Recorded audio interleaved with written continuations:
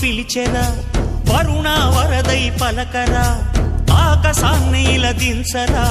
కురిసేవానగా మారని యాతన తీర్చగా మాతల రాతలు మార్చగా ఈ జల యజ్ఞము సాక్షిగా తలనే వంచరా మహారాజు తాని సమిధల్లె మారి నిలువెల్లా వెలిగెరా భోగాన్ని విడిచి త్యాగాన్ని వలచి తాపసిగా నిలిచెరా